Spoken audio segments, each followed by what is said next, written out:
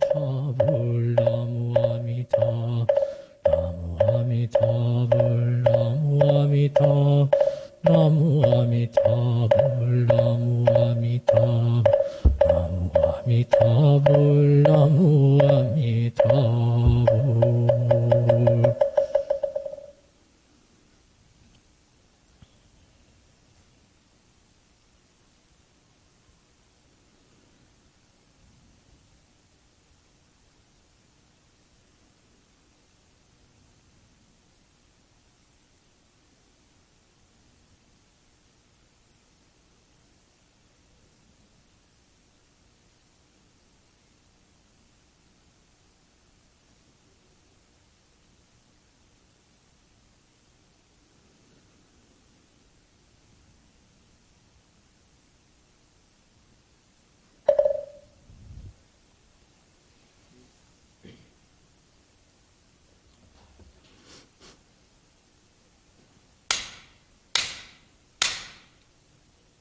반갑습니다. 원기 105년 10월 28일 수요마음 공부방 시작하겠습니다. 오늘은 넷째 주로 교사를 함께 공부합니다. 이경주 청년이 강연을 해주고 이어서 박세훈 교모님께서 선지자들의 자취 내용으로 강의해 주시겠습니다. 먼저 이경주 교우를 박수로 모시겠습니다.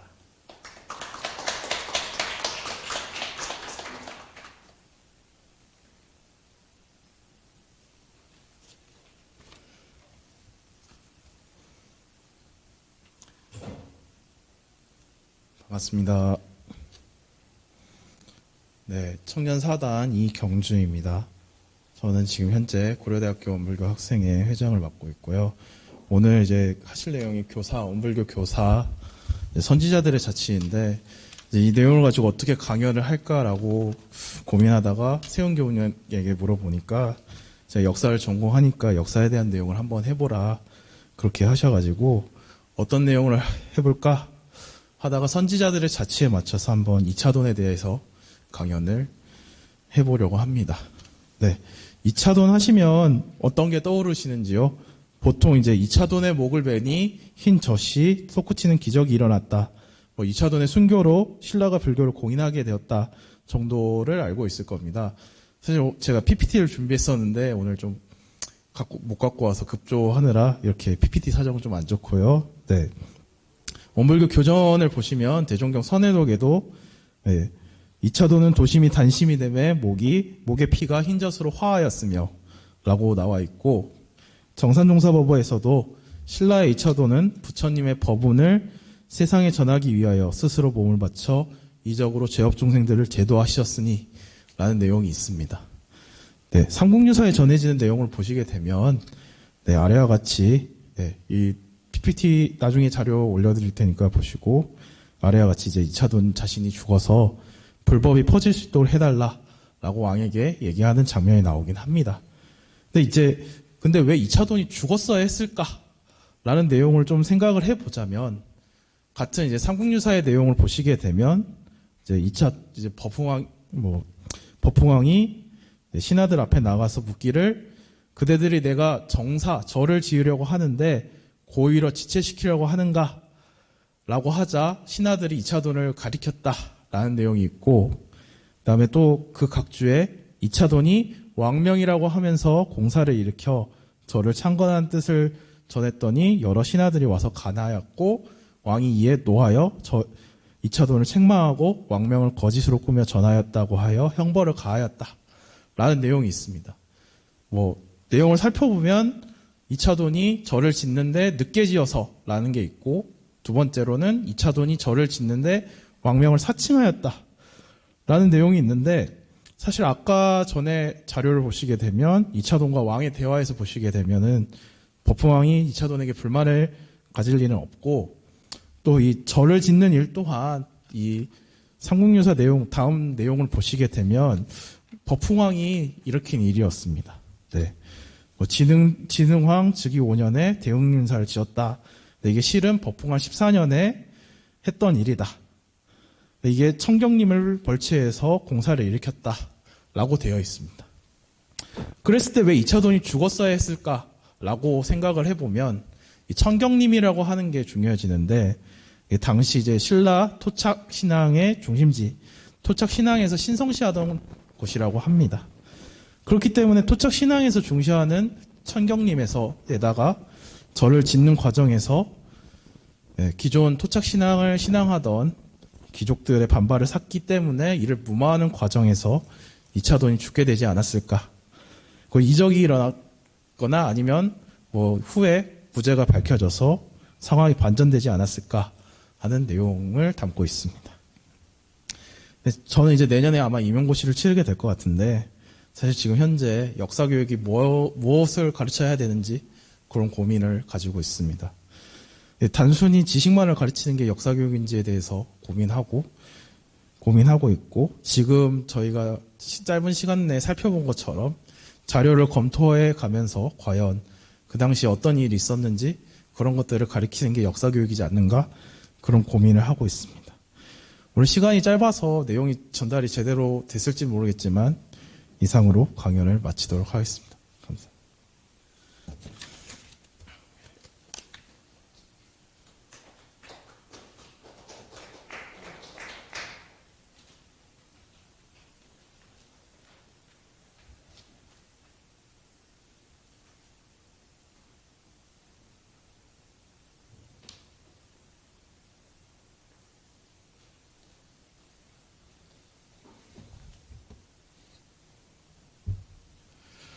반갑습니다. 네, 오늘은 선지자들의 자취에 대해서 함께 공부하는데 재미있는 이야기가 될 것 같아요. 선지자들 중에서 한 많은 분들이 계시는데 두 분 정도 이야기를 들려드리려고 합니다. 이제 한번 보시면 한 분은 수은 최재우, 최수은이라고도 하고요. 성인이시죠? 그리고 동학의 창시자시고, 그 옆에는 그 동학의 창시자의 제자, 해월, 최시영.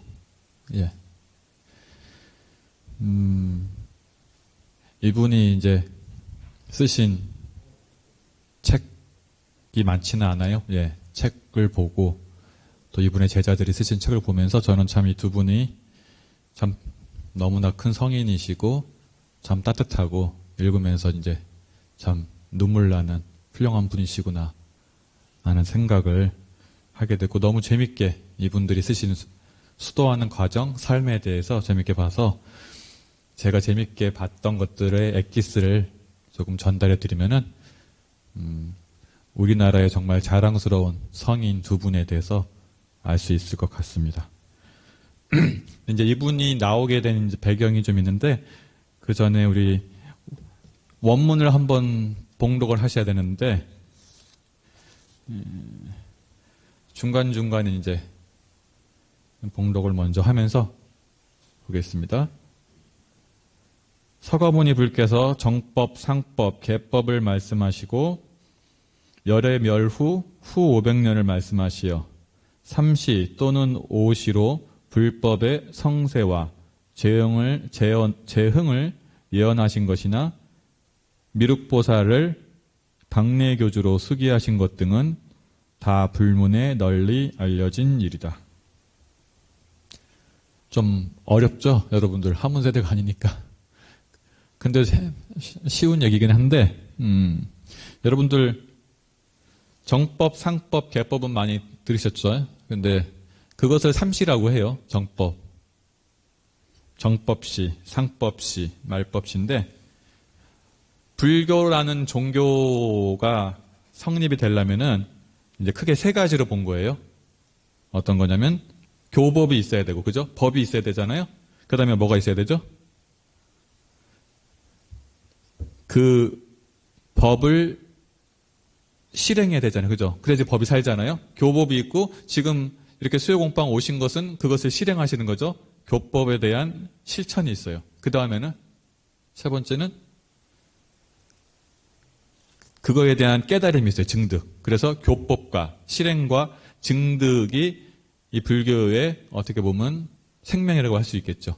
근데 정법 시대, 부처님 탄생하시고 이제 500년 정도에는 그것이 다 살아있는 거예요. 교법도 살아있고, 실천도 살아있고, 증득도 살아있어요. 증득이라는 것은 부처님 법대로 실행해서 깨우친 사람이 있다는 거예요. 그것을 정법시라고 그래요. 그 다음에 상법시는 뭐냐면은 부처님의 교법은 있어요. 그리고 그 부처님의 교법을 실행하는 실천이 있어요. 근데 뭐가 없다? 증득한 사람이 없는 거예요. 네, 증득.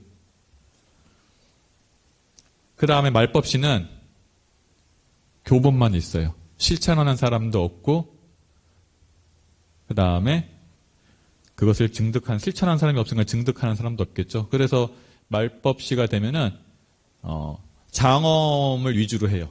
어디 절 가면 막 장엄은 돼 있는데 실제로 수행한 사람은 없거나 깨달은 사람이 없는 거예요. 그러니까 이제 장엄으로, 스케일로 압도하는 거예요. 뭔가. 그래서 예전에 석가모니 불께서 앞으로 불교가 정법시, 상법시, 말법시를 통해서 변화가 될 거라고 삼시를 말씀하셨죠? 오시는 또 뭘까요? 오시는 부처님께서 부처님의 그 설법 부처님의 법을 설한 것을 5가지로 이제 표현한 건데 이런 것이 있습니다. 부처님의 설법을 시대순으로 한 건데 부처님께서 제일 처음에 하신 설법이 화엄시라고 해요. 화엄경을 설쳤대요. 화엄경 21일 동안. 네. 우리가 저기에 있잖아. 일반적으로 내가 뭔가를 깨치면은 처음에는 너무 기뻐가지고 듣는 사람은 생각하지 않고 내가 깨친 걸 일단 막 쏟아내잖아요. 화엄시는 가장 어려운 법문이에요. 그러니까 21일 동안 법문을 설했더니 알아듣는 사람이 없는 거예요. 예. 그래서 어떻게 했다? 이제 화엄시를 하고 나서 이제 노곤시가 됩니다. 노곤시. 12년 동안 21일간 화엄시를 했는데 알아듣는 사람이 없어요. 그래서 노곤시를 한 건데 노곤시라는 것은 녹야원에서 여러분들 초기 불교 경전 아함경이 있어요. 되게 소박한 내용들이 많이 있어요. 그러니까 좀 이제 쉽게 한 거예요. 아함경을 통해서. 그것이 이제 12년간 했던 노곤시고 그 다음에 이제 제자들이 조금 이해가 높아가니까 소승이라는 것은 자기 수행 중심의 설교예요. 그러다 보니까 이제 방등시는 대승경전이거든요. 네. 대승경전에 대해서 설법을 하십니다. 유마경, 승망경 이런 것들 8년 동안 설을 하세요.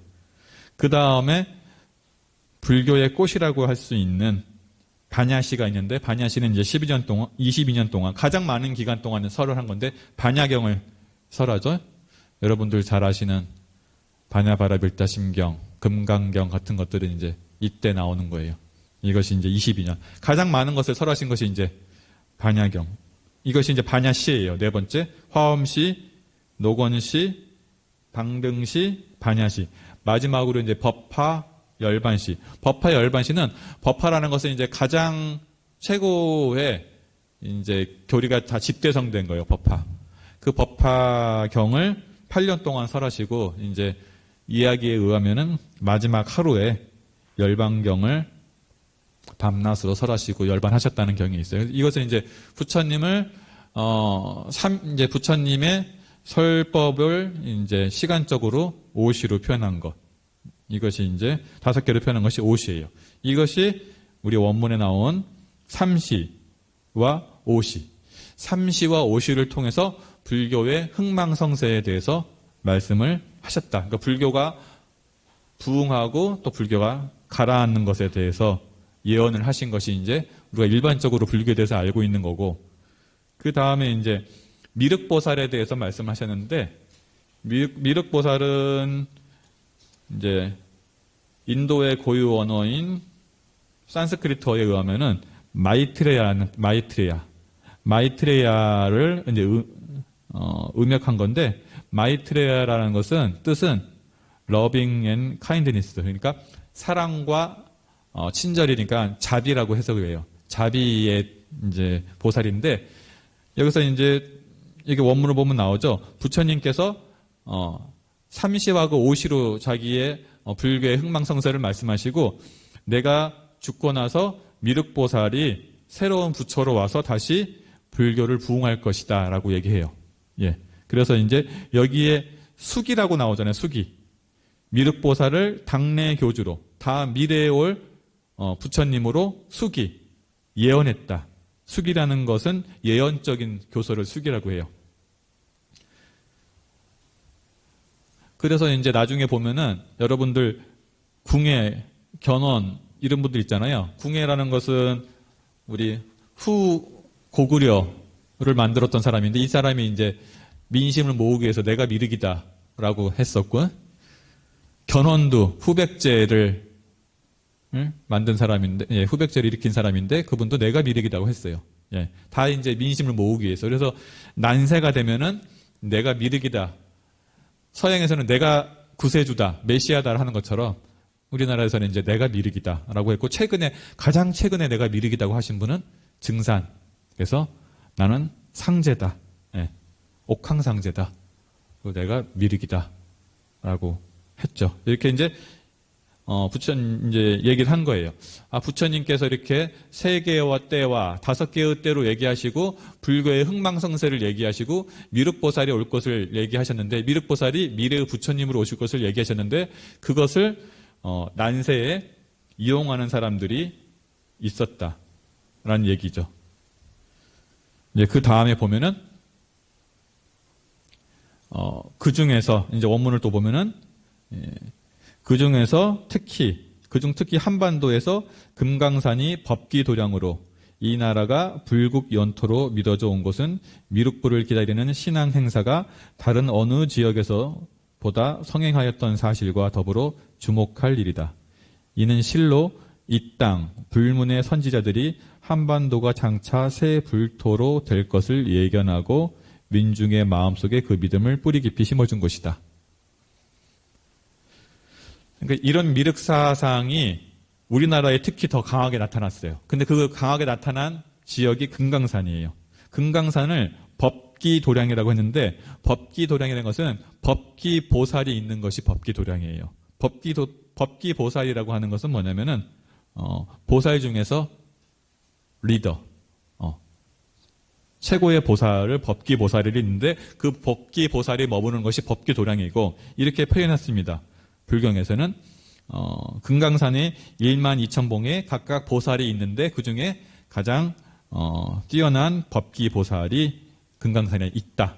그래서 법기보살이 주재하면서 수행하는 것이 법기도량이고 그것이 금강산이고, 예, 금강산에 있는 주불이 법기보살이다. 그래서 이제 금강산이라는 것을 불교에서 뭔가 신령시하고 뭔가 예언적인 곳으로 했고, 대종사님께서도 예, 금강산을 3개의 산이라고 했고 우리가 금강산의 주인이 되라고 했죠. 그런 것처럼 이제 금강산이 불교에서 뭔가 의미가 있는 상당히 약속된 땅처럼 여겨졌어요.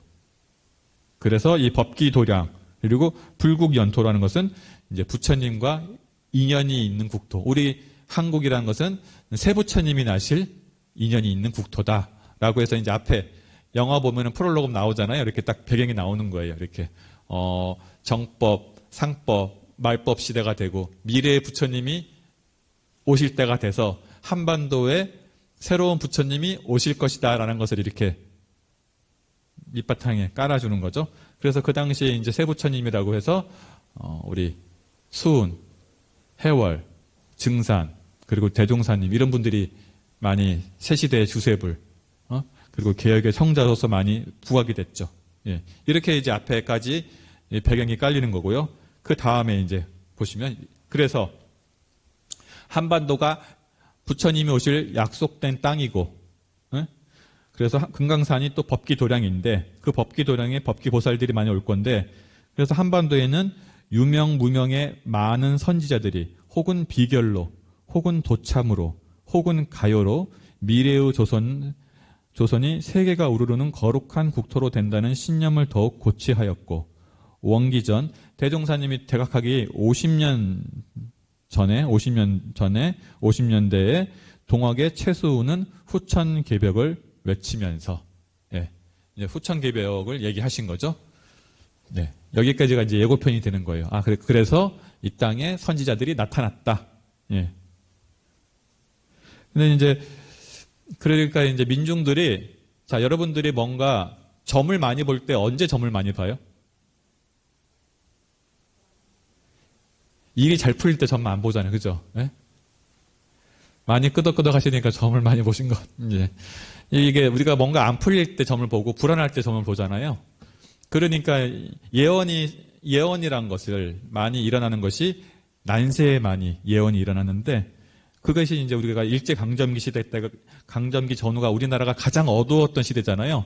그때 이제 예언들이 많이 나타나는데 그것이 비결로 비결이란 것은 비서 비밀리에 내려놓은 책 그리고 도참이란 것은 뭐냐면 예언적인 사상이에요. 예언적인 사상. 나중에 뭐 우리 대표적으로 정감록 여러분들 많이 들어봤죠? 조선 3대 예언서 이런 것들이 이제 도참 사상이라 그래요. 예. 그래서 뭔가 미래 앞으로 처음 이씨 조선이 끝나면은 계룡의 정도령이 나와서 새로운 또 나라를 이어갈 것이다라고 하는 이런 예언적인 것들 이런 것들이 이제 도참 사상이고 가요라는 것은 뭐냐면은 그것을 노래로 만들어서 민중들이 퍼뜨리는 거예요. 그러면 이제 그것이 지금같이 인터넷이 없으니까 그 시대는 노래를 만들면은 대중한테 확산이 되죠. 예. 그래서 이런 예언적인 이야기들이 비결, 도참, 가요 같은 형식으로 전파가 됐다. 그런 전파가 되는 와중에 우리 일제시 강점기를 앞두고 위대한 성자들이 탄생한 거죠. 그것이 오늘 말씀드릴 최수은, 최재우, 그 다음에 해월, 최시영 선생님이에요. 여기까지가 이제 그분들이 왜 이렇게 나타나게 됐냐입니다. 그 다음에 이제 보시면 수은 최재우 분은 몰락한 양반의 자손이에요. 저는 이런 생각이 들더라고요. 여러 선지자들이나 성자들을 보면은 공통점이 있는데 결핍을 자기 수양의 계기로 승화를 많이 시키는 것 같아요. 예. 괴로워야지 공부가 돼요. 이게 편하면 공부가 안 돼요. 여러분들. 예. 여러분들도 괴로워야지 마음 공부를 하게 되지 내 인생이 너무 술술 풀리면은 공부할 마음이 잘 안 나거든요. 괴로운데 타락하는 사람이 있고 괴로울 때 내가 왜 괴롭지 하면서 공부하라는 사람이 있는데 성자들은 괴로울 때 진급을 하는 거예요. 그 괴로움을 극복해서 승화해서. 우리 수은 최재우 선생님은 몰락한 양반이에요. 예. 그래서 이제 되게 명망이 깊은 집안이긴 했거든요. 예. 아버님이 그 영남권에서 아주 유명한 사상가였어요. 근데 이제 벼슬은 하지 못했고. 근데 이분이 이 최재우의 아버님이 결혼을 3번을 하게 돼요. 네. 그리고 최재우가 이제 3번째 부인에게서 난 아들이 되거든요. 첫 번째 결혼을 하고 나서 부인이 좀 일찍 사별하게 돼요. 그래서 또 2번째 결혼을 했는데 37세인가에 돌아가셔서 또 결혼했는데 또 후사를 또 보지 못하고 또 돌아가세요. 51세인가. 그래서 이제 혼자 살고 계시는데 이제 제가 천도교잖아요. 우리 동학이 천도교의 그 홈페이지 들어가서 보니까 조금 이제 우리가 알고 있는 것과 조금 다르게 나오고 있는데 어느 날 최재우 이분의 아버지가 근암공이거든요. 이 근암공이 63세 때 이제 갑자기 하인이 오더니 누가 어떤 여자분이 쓰러져 있다고. 예. 그래가지고 이제 그 여자분을 얘기를 들었더니 내가 어떤 꿈을 꿔가지고 그 꿈을 막 이렇게 비몽사몽간에 쫓아와서 여기서 정신을 잃었다. 그 얘기를 듣고 뭔가 이 최재우의 아버님도 뭔가 도를 공부하시는 분이라 뭔가 큰 인연이 있겠다 싶어서 그분하고 이제 부부의 인연을 맺어요. 그때. 예. 그때가 63세인 것 같아요. 예. 그 기록에는. 63세 때 3번째 부인을. 예. 그러니까 이제 재혼을 한 거잖아요. 예, 그분도 서로가. 예. 근데 이제 조선시대 때는, 제가 재혼한 사람의, 제가 한 사람의 자식은, 문과를 볼 수가 없어요. 과거 시험 중에서 문과. 문과 알죠? 예. 무과는 볼 수 있는데 문과는 볼 수가 없어, 일단. 예. 그리고 제가 한 사람의 자녀는 서자보다도 지위가 낮아요. 그러니까 어떻게 보면 그 양반이지만 이제 제일 뭔가 아무것도 할 수 없는. 근데 그 얘기, 이제 그 당시의 기록을 보면은 이 최재호란 분이 엄청나게 총명했대요. 그래서 어렸을 때 가장 어렵다던 시경과 서경을 다 읽고. 그러니까 이제, 능력은 엄청나게 뛰어난데 더 이상 자기가 올라갈 수가 없는 거예요. 막혔어, 벼슬길이. 그러니까 많이 괴롭잖아요. 그렇게 이제 괴롭게 인생을 살다가 13살 때 이제 울산 박 씨라는 분하고 결혼을 하고, 근데 또 참, 세 번째 결혼했는데 그 어머님이 자기 10살 때 돌아가세요, 또. 10살 때 돌아가시고, 아버님은 63세에 결혼하셨으니까 나이가 많으시잖아요, 기본적으로. 예. 부친은 17세에 이제, 최재우가 17세에 돌아가십니다. 그래서 나이가 17세가 됐을 때 이제 부모가 없는 거죠. 조실 부모를 하게 되죠. 그래서 이제 최재우는 자기가 뭔가 앞으로 이렇게 과거를 통해서 뭔가 자기를 꿈을 실현할 수가 없으니까 되게 괴로운 인생을 살다가 그래도 20세 때 갑자기 집에 큰 화재가 일어납니다. 결혼을 했잖아요. 큰 화재가 나서 집에 있는 재산이 다 없어져요. 다. 가산이 다 없어져.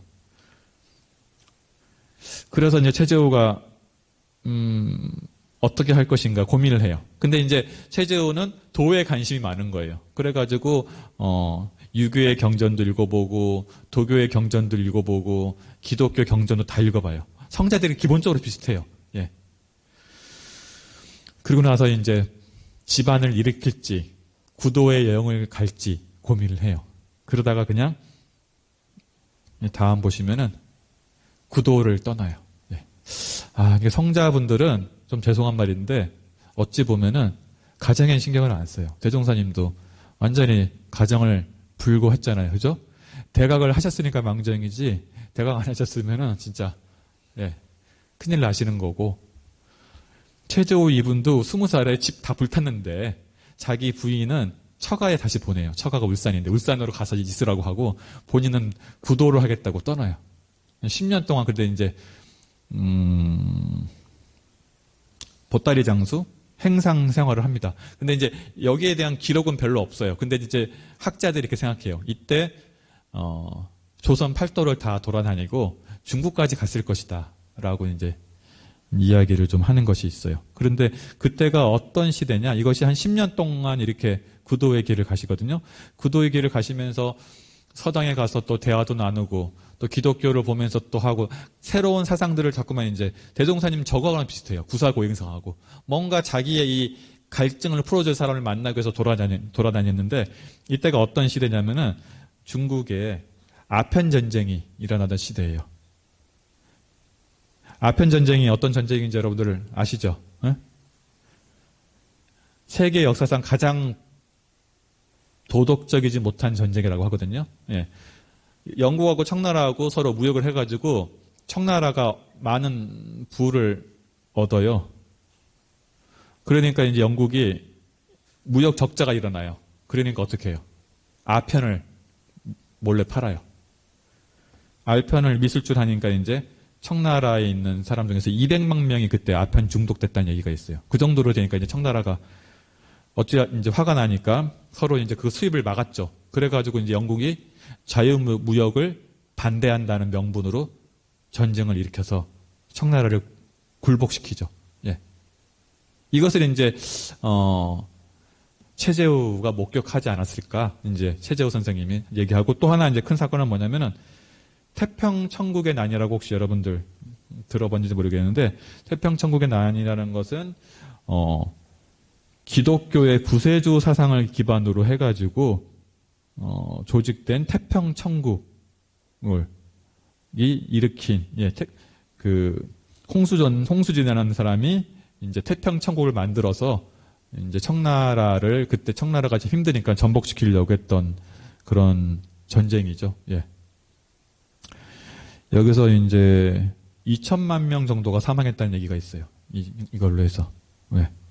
그러면서 이제 이 홍수전이라는 사람이 자기가 하나님의 둘째 아들이다. 그래서 이제 그리고 예수가 자기 형이다. 뭐 이런 식으로 해가지고 했는데 어쨌든 간에 이게 엄청나게 퍼져가지고 이제 청나라가 휘청할 만큼 태평 전쟁이 일어나죠. 이제 이런 것을 보면서 최재우 우리 수훈 최재우 선생님이 생각하시는 거예요. 뭔가 유교를 가지고도 세상을 구원할 수 없고 이분 생각에는 불교를 가지고도 구원할 수 없고 기독교를 가지고도 할 수 없다 생각해요. 처음에는 이제 서학이라고 해서 천주교를 보면서 서학이 상당히 발달해서 뭔가 서양의 문물을 배우겠다고 하다가 이렇게 지금 아편 전쟁을 완전히 그 서양이 동양을 침탈하는 거잖아요. 명분 없이.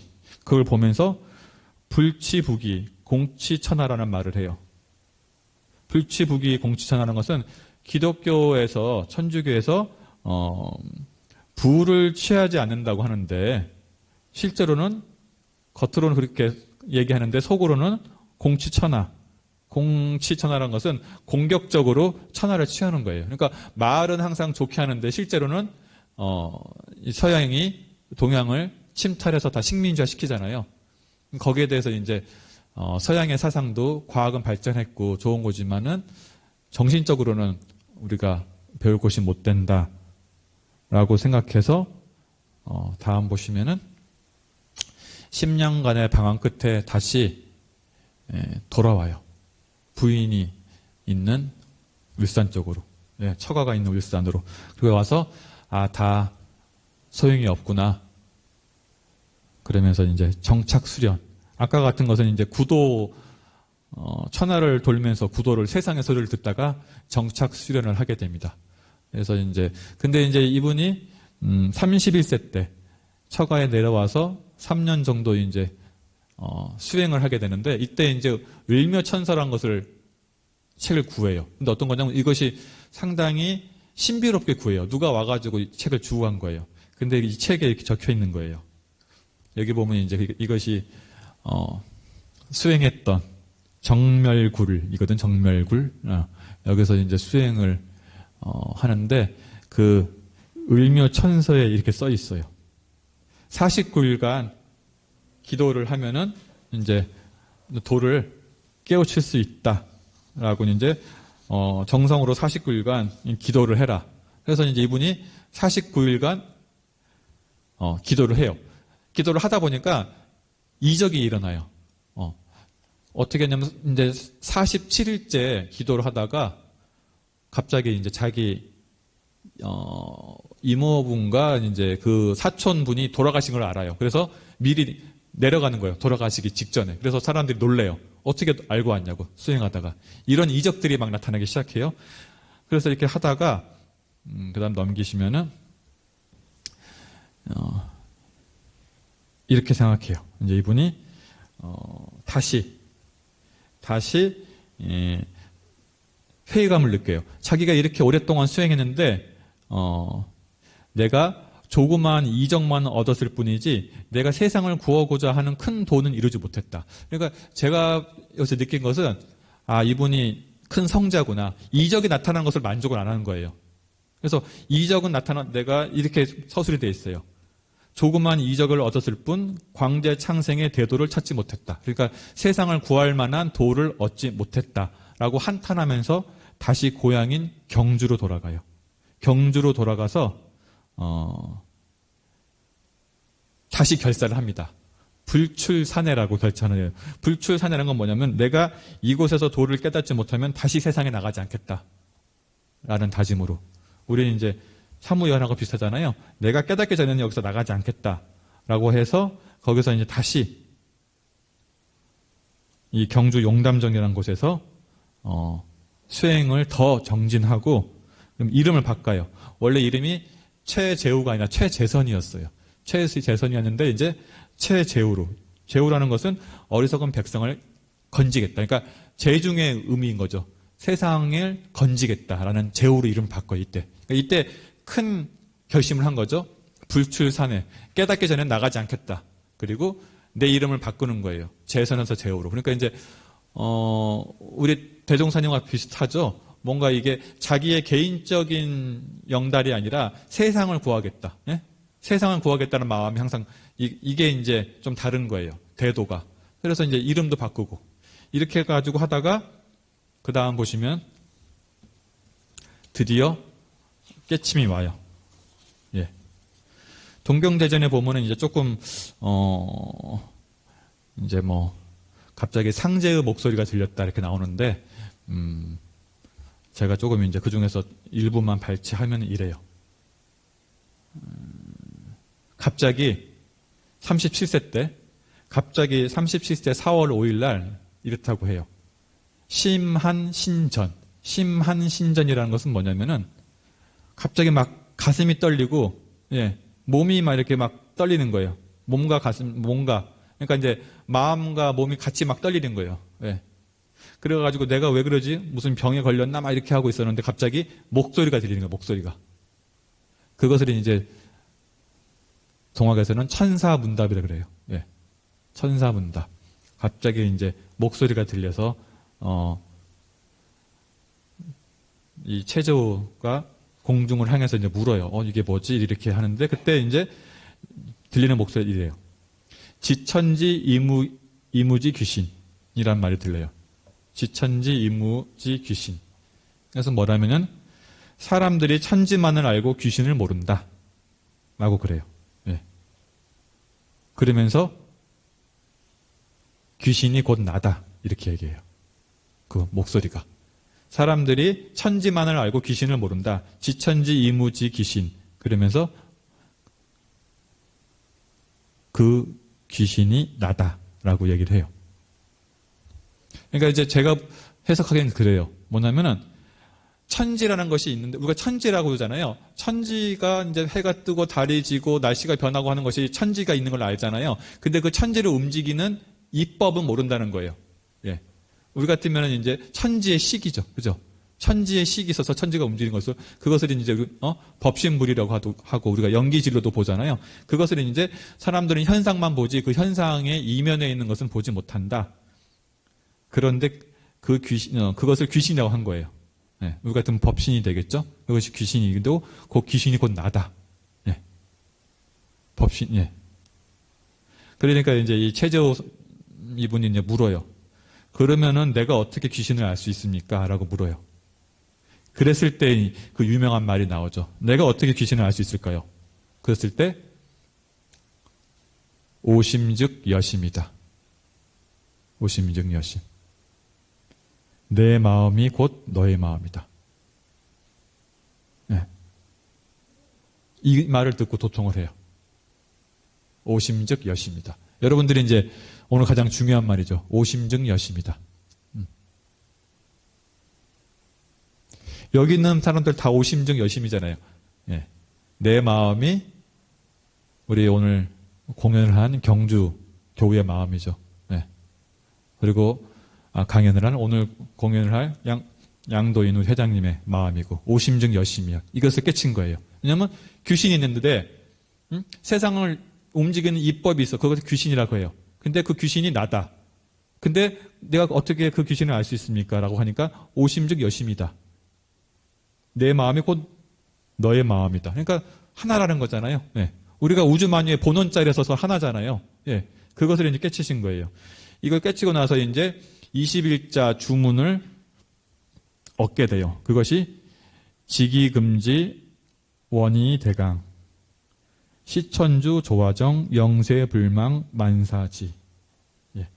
이것이 이제 동학에서 가장 중요한 21자 주문이에요. 이것이 동학에서 하는 천도교에서 하는 가장 중요한 수행 중에 하나고, 동학에서는 주문 수행이 아주 중요하거든요. 21자 주문 뜻을 직이금지의 원이대강은 뭐냐면은, 직이라는 것이 한울림이에요, 한울림. 직이금지. 예. 한울림. 천지에 가득한 한울림이 직이금지 원이대강. 천지에 가득한 한울림의 기운과 내 몸의 기운이 하나로 향하여 크게 통하소서. 예. 대강이라는 것은 통하는 거거든요. 그러니까 우리 영주랑 비슷하죠? 천지연기 아시죠? 예. 시천주 조화정. 하늘님을 모셔서 내 마음이 하늘님의 덕에 합하게 하소서. 하늘님의 덕에 합하는 것이 조화정이에요. 그래서 영세불망 만사지. 영세, 영겁토록 잊지 않아서 않으면 만사지. 만 가지 지혜를 아는 것이 통한다. 그래서 하늘님의 도를 잊지 않아서 근원적인 이치를 깨닫게 하소서. 이런 말이거든요. 제가 조금 우리 동학에 사는 거하고 좀 해석이 다를 수는 있어요. 그래서 이제 이 21자 주문을 깨치게 돼서 이것을 이제 사람 제자들한테 전파를 하게 되죠. 그 다음 보시면 이제 이렇게 이제 전파를 하는데 우리 최재호 이분은 일찍 돌아가셨어요. 41살에 돌아가셨는데 37세에 대각을 하시고 41살에 돌아가셨으니까 자료가 별로 없어요. 특히 이제 37세하고 1년간 거의 보림 과정을 거치셨거든요. 그럼 뭐 한 2, 3년 정도 법을 피신 거예요. 근데 이제 이분이 우리 해월 최시영 이분을 이제 수제자로 해요. 이제 수제자로 하고 나서 이분이 이제 이 동학이 급속도로 퍼져요. 인기가 많아요. 그래서 퍼지니까 나라에서 긴장을 해요. 그래서 이제 나라에서 이분을 삿된 도로 백성을 어지럽힌다라고 해서 이제 잡아가죠. 잡아가서 이제 가두는데 이때 대구 쪽에 있는 진영에 가두는데 이때 이제 동학의 교세를 봤을 때는 이분은 충분히 빼올 수가 있어요. 동학의 교세를 가서 다들 이렇게 막 탄원을 하거나 하면은. 근데 이제 이때 최재우 이분께서는 1000명에 따른다고 해서 그냥 제자들이 구명 활동을 하는 것을 하지 못하게 해요. 그러면서 이제 수제자인 해월 최시영 이분은 이제 찾아가죠. 몰래 변장을 하고. 그러면서 하신 마지막 말씀이 고비원주예요. 고비원주. 고비원주. 고비원주란 것은 뭐냐면은 이제 이때 마지막에 유언처럼 남기는 시인데 등명수상 무혐극 무리의 등불 밝으니 의심을 낼 틈이 없다. 그러니까 이제 등명수상 무혐극. 그러니까 무리의 등불을 밝혔는데 무혐극이에요. 혐의라는 것은 뭔가 흠잡을 데가 없다. 그러니까 내 법은 이제 큰 법이다 이 얘기겠죠. 무혐극이니까. 그래서 주사고형 영유여. 기둥이 썩어서 죽는 것 같아 보이지만은 힘이 남아 버티고 있다. 그러니까 이제 내가 죽어서 내가 죽으니까 이제 기둥이 썩어서 무너질 것 같지만은 사실은 버티고 있다. 버티고 있다. 그러니까 우리 이제 최재우 선생님은 죽지만은 해월과 제자들이 남아서 내 법을 이어갈 것이다. 이런 말이죠. 주사고형 영유여. 그 다음에 이제 오순수 1000명. 그러니까 나는 순수 1000명. 1000명에 따를 테니. 그러니까 내가 여기서 빠져나가지 않겠다. 나는 그냥 받겠다. 이 자리에서 죽겠다. 죽을 때가 됐으니까. 여고 비원주. 이제 너는 고비원주. 높이 날고 멀리 뛰어라. 이렇게 얘기를 해요. 높이 날고 멀리 뛰어라. 그러니까 내가 여기서 1000명을 받고 죽을 테니까 내 법을 받은 너는 높이 날고 멀리 뛰어라. 그것이 이제 고비원주죠. 고비원주라는 말을 마치고 보따리를 하나 건네요. 보따리를. 그 보따리가 그 보따리 안에 동경대전과 용담유사가 들어 있습니다. 그러면서 이제 고비원주라는 것은 네가 이제 최시영 이대 제자한테 네가 법을 이어가라는 것도 있지만은 이 동경대전과 용담유사를 꼭 출간해서 법을 전해라라는 뜻이 있습니다. 그래서 이제 우리 이 해월 선생님을 또 다른 별명이 최보따리라고 해요. 36년 동안 그것을 갖고 다녔대요. 왜냐하면 동학이 너무 세가 크니까 우리 해월 최시영 이분이 평생을 쫓겨다녔어요. 그러니까 어디 가서 머무르지 못했어요. 평생을 도망 다녔거든요. 그러니까 36년 동안 이 보따리를 갖고 다니면서 스승님이 꼭 갖고 있으라니까 36년 동안 도망 다니면서 이제 법을 전파한 거죠. 이렇게 해서 이제 결국은 이제 이 동경대전과 용담유사를 출판을 하게 됩니다. 그 다음 보시면, 그러면 이제 우리 해월 이분은 어떤 분이냐? 해월 이분은 경주에 가난한 농사꾼의 아들이에요. 같은 경주죠. 예. 근데 이분은 일자 무식이었어요. 예. 그러니까 우리 수은 선생님이 참 대단한 것이 수은 선생님이 시천주를 했잖아요. 그래서 이제 우리 모든 사람이 하늘님이다라고 했잖아요. 그래서 평등 사상을 제창하신 분인데 제자들 중에서 신분이 높고 이런 분을 뽑은 게 아니라 실제로 진짜 수행이 높은 사람을 뽑은 거예요. 예. 이분이 일자무식이었고 초창기에는 화잔민도 했었고 머슴도 했었다고 해요. 그래서 이제 아무것도 모르는 정말로 가난한 농사꾼의 아들이고 정말로 별 볼 일이 없는 사람인데 이분은 이제 2대 제자로 한 거죠. 능력이 뛰어나기 때문에. 예. 그 다음에 이제 보시면은 근데 이제 이분이 우리 최시영 선생님 보기에는 수은 선생님 보기에는 도를 전할 만한 심성을 가진 그런 심성을 보고 감동을 해서 이제 수은이 이 법을 전하는 겁니다. 그 짧은 시간에 3년 안에 법을 전하게 되고 그러면서 이제 그 법을 전하게 되는 과정 중에 우리 해월 선생님께서 도를 깨치게 되는 계기가 있는데 이런 일화가 있습니다. 우리 이제 수은 선생님께서 도를 깨치시고 나서 사람들이 막 구름같이 모여들어요. 그러니까 이제 나라에서 감시가 심하니까 남원으로 좀 피신을 가요. 몰래. 피신을 갔는데 그 피신을 갔을 때 우리 해월 2대 제자 스님께서 자기도 도를 깨치고 싶어. 그래서 우리 이제 스승님이 주신 21자 주문을 외우면서 구도 생활을 막 해요. 수행을 막 하는데 도가 깨쳐지지 않아. 너무 답답해. 답답하니까 이제 어떻게 하냐면 한겨울에 물속으로 들어가요. 너무 답답하니까. 도를 깨고 싶어서. 근데 갑자기 하늘에서 소리가 들려요. 네, 우리 최시영 선생님 것처럼. 그러면서 어떤 얘기가 나오냐면은 양신소의 우한천지급자라는 소리가 들려요. 네. 해석하면은 찬물에 들어가는 것은 몸에 해롭나니라. 이런 말이 들리는 거예요. 왜? 그러면서 이제, 이 소리를 듣고 나서 이제 너무 기뻐가지고, 내가 도를 깨쳤나 싶어가지고, 이제 스승님을 찾아가는데, 이분이 이제, 이 해월 스님도 수행을 많이 하다 보니까, 이제 이적이 나타나는 거예요.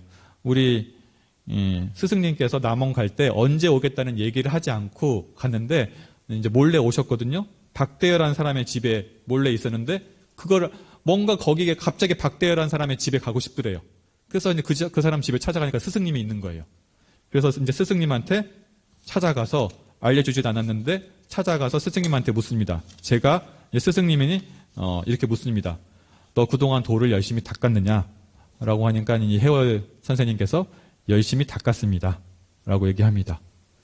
그래서 하늘님의 소리를 들었느냐라고 하니까 예, 하늘님의 소리를 들었습니다. 라고 하면서 어떤 소리를 들었느냐라고 하니까 찬물에 들어가는 것은 몸에 해롭다라는 소리를 들었습니다. 그러니까 이제 이때 수은 선생님께서 이렇게 말씀하시는 거예요. 내가 남원에서 이제 경전을 집필하면서 이게 쓴 거예요. 찬물에 들어가는 것은 이제 수행서를 쓰면서 찬물에 들어가는 것은 몸에 해롭다라는 것을 경전에 쓰고 나서 내가 달밤에 나가서 그것을 이제 큰 소리로 한번 읽었는데 내가 그 소리를 들은 모양이구나. 그러니까 이제 스승에 대한 그 신심이 얼마나 사무쳤으면은 스승이 이제 글을 쓰고 나서 그것을 한번 달밤에 읽었는데 그 소리를 들은 거예요. 예. 그러면서 이제 수은 선생님께서 이렇게 얘기를 하셔요. 그건 하늘님의 소리가 아니라 내 소리였느니라. 이렇게 얘기를 하세요. 근데 이제 그 말을 듣고 우리 해월 선생님께서 깨쳐요. 그건 하늘님의 소리가 아니라 내 소리였느니라. 이 말을 듣고 이제 깨쳐요. 아, 하늘님의 소리는 사람의 소리구나. 사람의 소리가 하늘님의 소리구나. 듣고 깨치는 거예요. 그래서 이제 이것이 해월 스님의 득도하게 된 깨달음에 대한 인연이 되죠. 그래서 이렇게 그 해월 스님이 깨치게 되고 그래서 이제 정식으로 2대 교주가 되는 겁니다. 그 다음에 보면은 그래서 이제 이 해월 스님, 이 해월 선생님께서 우리 천도교를 이제 완성을 하게 되고 이 천도교가 해월 선생님께서는 30년 이상 있었기 때문에 많은 법문들을 하게 돼요. 그 중에서 이제 가장 유명한 법문 하나가 있다면 천주직포라는 법문이 있어요. 천주직포. 이 해월 선생님께서 청주 서택순의 집에서 들렸는데 뒤쪽에서 뭔가 배를 짜고 있는 소리가 들려요. 그래서 이제 해월이 누가 배를 짜고 있느냐라고 그 서택순한테 질문을 합니다. 그러니까 이제 서택순이 제 며느리가 배를 짜고 있습니다라고 이렇게 대답을 해요. 그러고 나니까 또 한 번 물어요. 이 서택순한테 해월 선생님이 누가 배를 짜고 있느냐라고 하니까 그 서택순은 제 며느리가 배를 짜고 있습니다라고 대답을 해요. 또 한 번 물어요. 누가 배를 짜고 있느냐라고 물으니까 또 이 서택순은 제 며느리가 배를 짜고 있습니다. 이렇게 대답을 해요. 이렇게 하고 나니까 이제 하고 나서 이 해월 선생님께서는 그냥 더 이상 얘기하지 않고 그 집을 떠나요. 그 집을 떠나니까 이제 제자가 물어요. 왜 3번이나 물으셨습니까? 라고 이제 하니까 이 해월 선생님께서 이렇게 얘기를 하시죠. 사회적으로 핍박받고 가정에서도 고통받는 그 며느리가 바로 하늘님이다. 그래서 서택순의 집에서는 며느리가 배를 짜고 있는 것이 아니라 하늘님이 배를 짜고 있었다. 앞으로 너희 집에 누군가 오거든 누군가가 너희 집에 왔다고 이야기하지 말고 반드시 하늘님께서 오셨다고 이야기해라.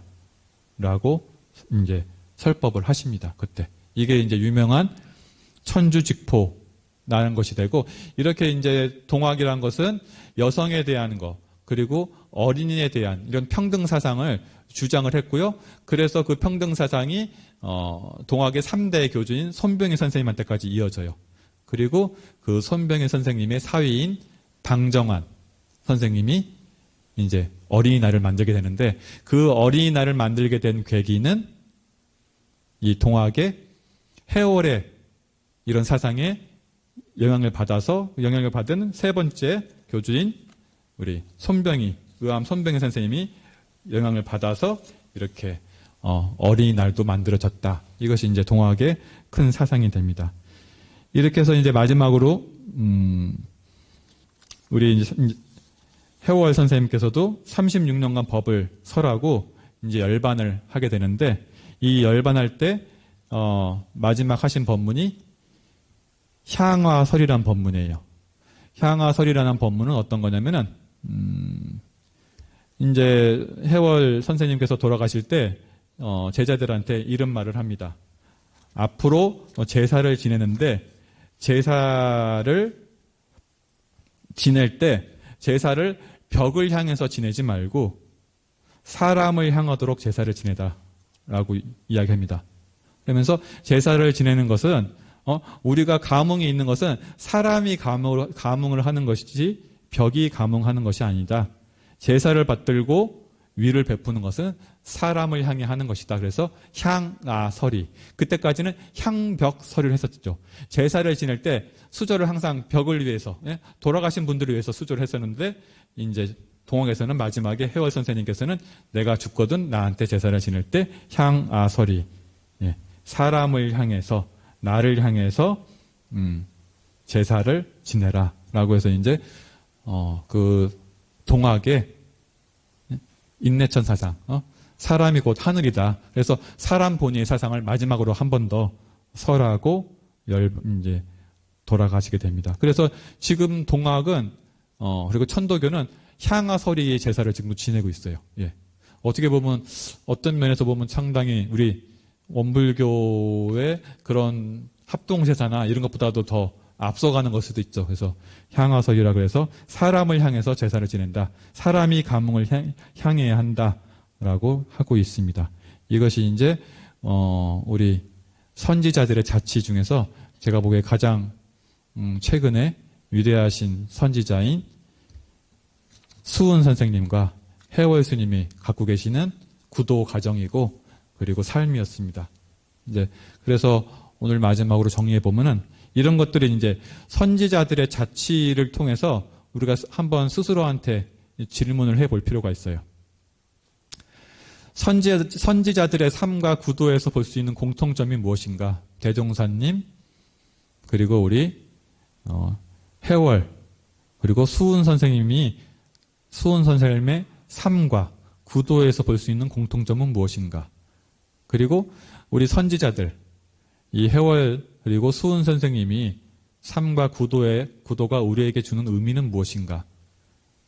그 의미를 생각해 보면은 대종사님이 오신 의미도 같이 연결이 되고, 그래서 우리 교사에서 선지자들의 자취를 이 교사에 넣은 거죠. 우리 오늘 들으시면서 선지자들의 삶과 구도에서 볼 수 있는 공통점이 무엇일까요? 우리 수은 선생님과 해월 선생님이 삶과 구도에서 볼 수 있는 것. 어떤 공통점이 있는 것 같아요? 삶과 구도에서?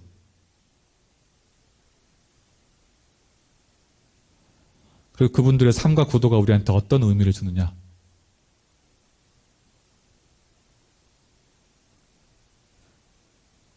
그것을 한번 이제 꼭 생각해 보시고 그 의미를 되새기면 대종사님께서 오신 의미, 이 성자들의 이 시대에 오는 의미를 생각할 수 있을 것 같아요. 이 두 가지 질문은 오늘 들으시는 분들한테 숙제로 남겨놓고 앞으로 계속 교사를 하면서 왜 그랬지? 이분들의 삶의 공통점은 무엇인지, 이분의 삶이 우리한테 주는 의미는 무엇인지 한번 생각해 보는 시간 가지면 좋을 것 같습니다. 오늘 이 두 분의 삶을 여기까지 이야기하도록 하겠습니다. 감사합니다.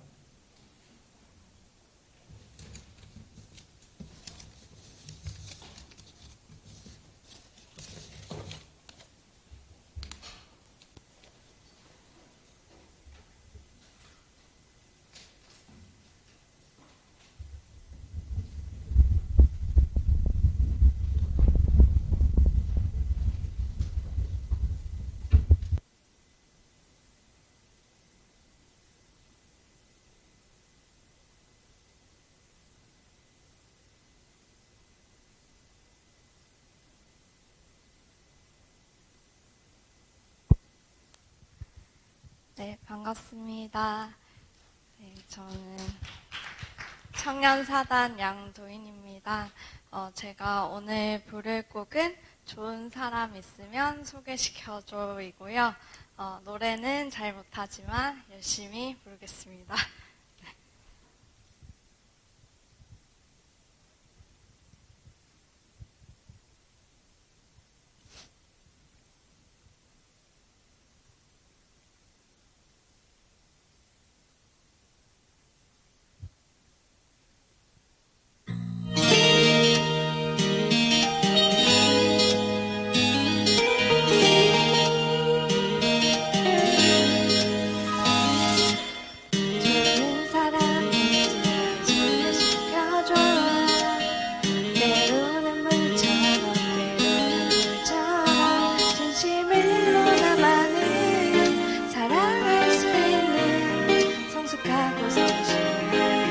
사람이라면 좋겠어. 좋은 사람 있으면 소개시켜줘. 사랑해도 연습을 있는 거기에 아주 조금만이라도 신경을 써주는 사랑 경험이 많은 사람이라면 좋겠어. 한 번쯤은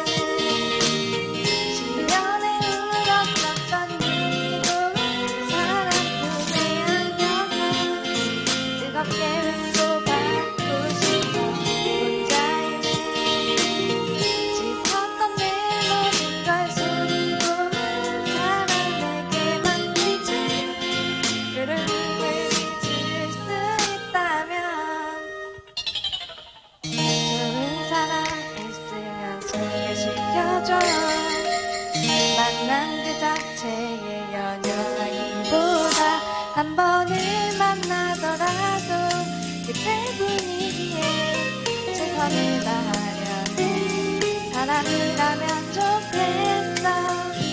나에게 나쁜 상처가 있는데 과거가 없는 사람은 부담스러워.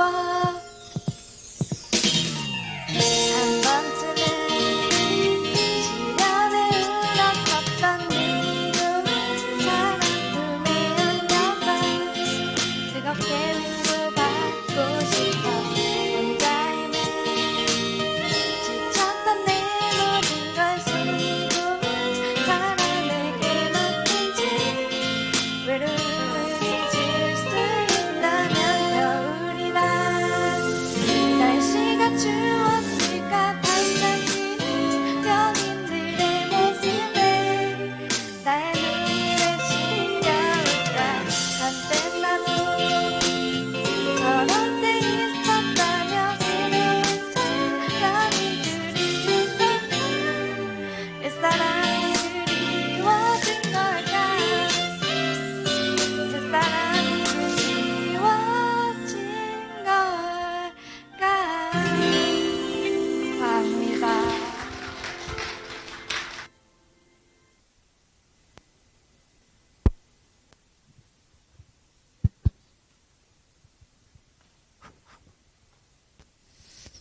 강연도 좋았고 강의도 좋았고 공연까지 참 좋았네요. 오늘 교사 공부한 내용을 마음에 새기면서 설명기도 올리겠습니다. 거룩하신 법 신벌 사은이시여, 오늘 저희들 교사 선지자들의 자치 내용을 통해서 수은 최재우 선생님의 삶과 오늘 최시영 선생님의 삶을 통해 그분들의 뜻을 알게 되었나이다. 재생의세의 큰 뜻으로 세상을 위해 힘쓰셨던 그분들의 뜻을 마음에 다시 새기고 대종사님께서 재생의세의 소원을 저희에게 다시 이어주셨듯이 저희들도 그 뜻을 실천하고 증득하기에 노력하는 공부인들 되겠나이다. 저희들이 소원이 꼭 이루어질 수 있도록 번영하여 주시옵소서. 일심으로 비옵나이다. 다음 주에는 다시 이제 정전을 시작합니다. 정전 천지은 첫 번째 시간으로 천지 피은, 그리고 피은의 강령, 피은의 조목, 보은 내용까지 강령까지 함께 하겠습니다. 미리 읽어보시면 좋을 것 같고요. 그 다음에 또 천지 두 번째 시간 같습니다. 강연은 임도훈 총련이 강연을 하겠습니다. 이상으로 연기 105년 10월 28일 수요 마음공부 마치겠습니다. 감사합니다. 마음공부 잘합시다. 수고하셨습니다.